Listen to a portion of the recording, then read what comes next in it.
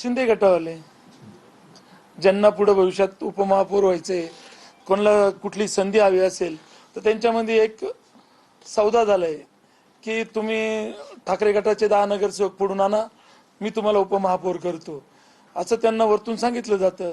त्याप्रमाणे त्यांनी एजंट नेमलेले आहेत आणि तो एजंट आमच्या प्रत्येक नगरसेवकाला भेटायला जातो आणि त्यांना सांगतो नगरसेवकांना की आम्ही तुम्हाला प्रभागाला 5 कोटी निधी देऊ, विकास निधी, आणि तुम्ही शिंदे गटात प्रवेश करा.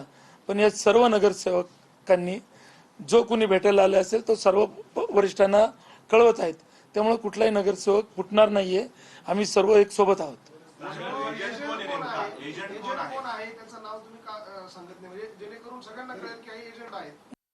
नाव पण मी वरिष्ठ जाहीर करतो. शिंदे गटावाले. आता त्यांच्यात कोणाला येते ते नाव सांगितलं नाही त्यांनी, त्यांच्यातच रस्सीखेच चालू आहे. आता एजंट तुमच्याकडे पाठवत होते, 5 कोटीचं तुम्ही म्हणतात आमिष पण दिलं जात आहे. हो, साहजिकच आहे, तुमच्या नगरसेवकांनी नाव तर विचारलं असेल, कोणाकडनं आलेलं ऑफर घेऊन? नाही, त्यांनी नाव नाही सांगितलं. किती लोकांना संपर्क साधण्यात आला? 5 ते 6 लोकांना त्यांनी येऊन संपर्क साधला होता. स्थानिक तुमच्या ठाकरे गटाचा एक स्थानिक नेता आहे, तो देखील यामध्ये मध्यस्थी घडवून आणतोय, असे देखील ह्या सगळ्या अफवा आहेत. एखाद्या नेत्याचं नाव बदनाम करायचं असेल आणि सांगायचं असेल की हा नेता फुटणार आहे म्हणून बाकीच्या नगरसेवकांना कन्व्हिन्स करण्यासाठी सांगितलं जातं. विधान परिषद निवडणुकीच्या वेळी उदय सामंत असतील, दादा भुसे असतील, सर्वपक्षीय नगरसेवकांना भेटत होते. आपल्याशी देखील त्यांची भेट किंवा चर्चा झाली, त्या अनुषंगाने या संदर्भात माझ्याशी कोणाशी चर्चा झालेली नाही शिंदे गटाची त्या विधान परिषदेच्या वेळेस. आपले 5 ते 6 वेळेस आपल्या सगळ्या अनेक नगरसेवकांच्या त्यांच्यासोबत बैठका देखील झालेल्या आहेत, अशा पद्धतीची देखील माहिती नाही, या अफवा आहे. अशी कुठलीही बैठक झालेली नाहीये. झाली असती तर आमच्या कानावरती आली असती. तुम्ही म्हणताय 5 कोटी आम्ही ही ऑफर कशा प्रकारे दिली आहे थोडी सविस्तर सांगा. निधीच्या विकास कामांना काल आम्ही आयुक्त मॅडमची जी भेट घेतली ती विकास कामाच्या संदर्भातच घेतली की आम्हाला आमच्या नगरसेवकांना विकास निधी दिला जात नाही आणि आमच्या प्रभागात कुठलेही कामं होत नाही. म्हणजे ज्या ठिकाणी भारतीय जनता पार्टीचा नगरसेवक असेल किंवा शिंदे गटाचा नगरसेवक असेल त्या ठिकाणी अधिकारी लगेच पोहोचता आणि आमच्या नगरसेवकांनी जर फोन केला तर अधिकारी वेळेवर पोहोचत नाही. त्याचं कारण असं आहे की कुठंतरी विकास कामं कोंडीत पकडायचे आणि नगरसेवकांना वेटीस धरायचं, मग कंटाळून नगरसेवक प्रवेश करतील.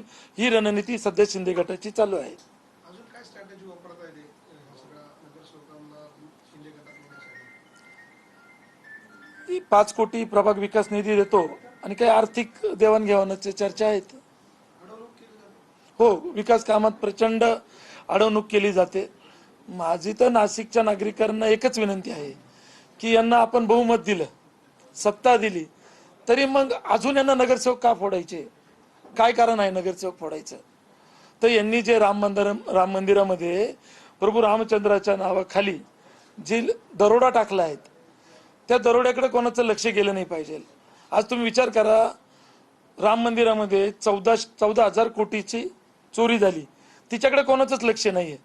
पण 12 नगरसेवक उद्धव साहेबांचे फोडताय, याच्याकडे सगळ्यांचं लक्ष केंद्रित केलं जात आहे आणि विकास कामाकडे कुणीच बोललं जात नाही. विकास कामावरती काल आमच्या शिवसेना उद्धव बाळासाहेब ठाकरे पक्षाने आवाज उठवला.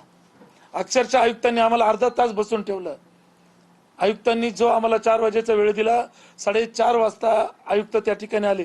त्यावेळेस आमदार सीमा हिरे तिथं बसलेल्या होत्या मध्ये आयुक्तांकडे, त्या स्वतः बसल्या त्या का बसवल्या गेल्या होत्या का त्या टाइमपास करत होत्या? आता म्हणतायत की सगळे सोबत आहेत, जर कोणी गेले तर तुमची कायदेशीर प्रक्रिया आपण काही केलेली आहे, त्या काही कारवाई कशी? जे डिस्क्वालिफाय होतील, ज्याला कोणालाही त्यांनी जर कधी 2 किंवा 4 नगरसेवक घेऊन गेले तर ते 100% डिस्क्वालिफाय होतील.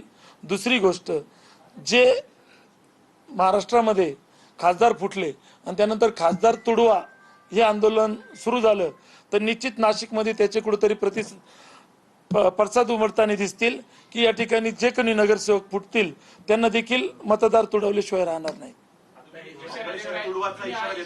हो हो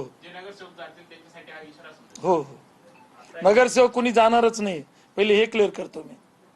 ज्याला जायचं असेल ते राजीनामा द्यावा, कारण ते मशाल्या चिन्हावर निवडून आलेले.